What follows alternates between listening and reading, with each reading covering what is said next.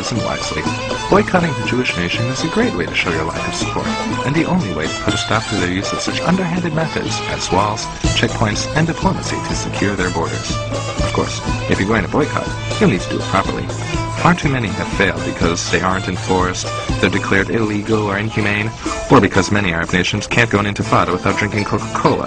But more often than not, they're simply not comprehensive enough. Past boycotts have only attacked companies. Sure, any company based in or doing business in Israel should be divested from, but there's more than that. The percentage of Israelis with PhDs is higher than in any other country, and these members of the Jewish intelligentsia produce more scientific publications per capita than any other nation, glutting the world with their scientific discoveries and inventions and propaganda. A truly effective boycott must attack these products as well. The following is a short list of do's and don'ts that will help ensure your day-to-day activities do not funnel money into the Israeli war machine. When buying a computer, be sure to buy one that does not have an Intel microchip or microprocessor, as these were invented in Israel. This includes all laptops made in the 20th century. Do not use a computer running the Windows NT, XP, or Vista operating systems developed by Microsoft Israel. Likewise, do not use the latest version of Microsoft Office. Once you've set up your Xeon-free computer, be sure to disable all firewalls and virus protection software, which the IDF invented to stop freedom-fighting hackers. Do not use cell phones. These were invented in Israel, and with every call you make, the Jewish nation gets wealthier.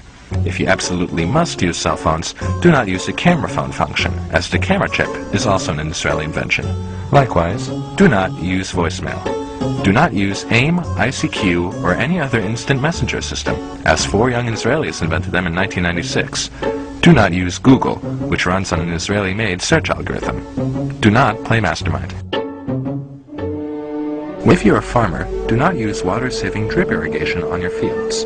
Although water may be scarce in some areas, this technology was developed in Israel, and surely you can spare some water to bring down Zionism.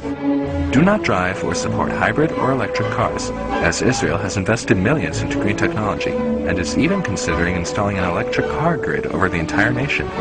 As an added bonus to driving inefficient vehicles, much of the extra money you'll be spending on gasoline will go to fund freedom fighters like Hezbollah and Al-Qaeda. Do not live in areas that get their electricity from solar power plants, as many of them were invented or even installed by Israelis. If you live in the Mojave Desert area of Southern California, you may want to consider moving. If you live in Turkey, do not eat fish, as Israeli-made UV filters have been used to decontaminate fish farms and ensure your meals are bacteria-free. If you live in a country afflicted by the 2006 Indian Ocean tsunami, you may have received free tsunami detectors from Israel. Contact your local government representative and ask that these devices be shut down and returned. If you are involved in street gangs, organized crime, or freedom-fighting groups yourself, do not use Uzis or Desert Eagles. There are plenty of American-made weapons easily available to aid in your elimination of the Jewish state and its inhabitants. However, note that the United States military receives much of its ammunition from Israeli warriors. Therefore, do not serve in the United States military. Don't let politically correct liberals fool you. The stereotype of the greedy and talented Jewish doctor is tried and true. Here are some ways to ensure that Israeli medicine men don't profit from healing your sickness. When receiving medication while hospitalized, make sure the doctor writes the prescription by hand on paper, and that no computers are used to ensure proper administration of drugs. This system was designed by Israel, and the lives it saves are thus responsible for the suffering of hundreds of healthy Palestinians. Doctors, do not use Givun imaging swallowable camera pill to assist in getting gastrointestinal diseases diagnosed. Patients, do not swallow such a pill. Do not install baby sense monitors to prevent sudden infant death syndrome. Do not use the clear light method to treat acne. Soap and water will do just fine. Do not use the drug Copaxone to fight multiple sclerosis. Soap and water will do just fine. Women, please insist on using methods that require radiation for diagnosing breast cancer, as the fully computerized radiation-free alternative is an Israeli device.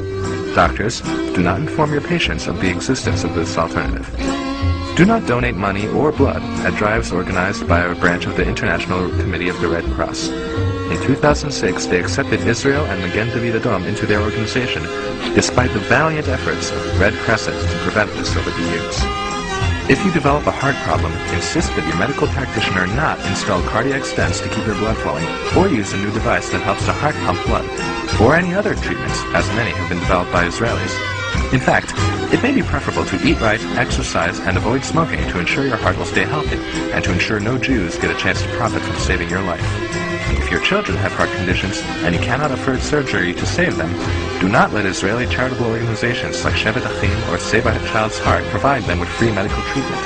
Though they will fly your child to Israel and have cardiologists operate on him or her there, and though they offer this service to all children, including those in Arab nations and Palestine, you must be stronger.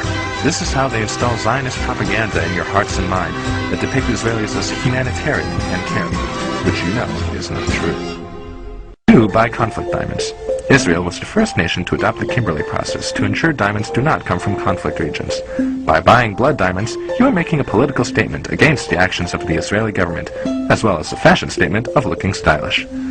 Lastly, if you are a survivor of Hurricane Katrina, floods in Romania, the Southeast Asian tsunami, the war in Kosovo, famine in Ethiopia, and the earthquakes in Turkey, India, and El Salvador, or if you live in Sri Lanka or the Palestinian territories, you may be alive due to humanitarian aid from the Israeli government paid for by taxes on Israeli citizens or from the actions of Israeli charities like Brotherly Covenant, Latet, or Israel.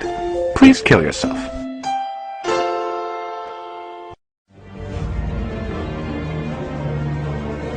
Be sure to ask your local government representative about reducing your region's cyan footprint. Also, ask administrators at your local colleges and universities to cut ties with academics in Israel. For more information, look for one of the many anti-Israel sites on the internet, or the hundreds of anti-Israel groups on Facebook. We hope you found the information in this guide useful, and wish you good luck in your efforts to bring down the Jewish nation. It will not be an easy task. Israel has a firm ideological grip on the planet. They have convinced many that they are the victims, to the point that in the United States both Democrats and Republicans take pro-Israel stances. Fortunately, not everyone has been fooled.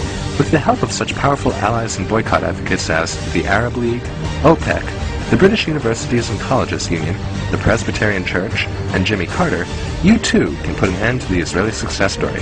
After all, Israel is the 100th smallest nation in the world, has no oil or precious resources, a terrible job market, and nearly all of their tax dollars are spent on military defense and humanitarian aid. They can't keep that up forever, and with the help of dedicated divestors such as yourself, perhaps one day the world can be free from Israel and go back to the way it was before.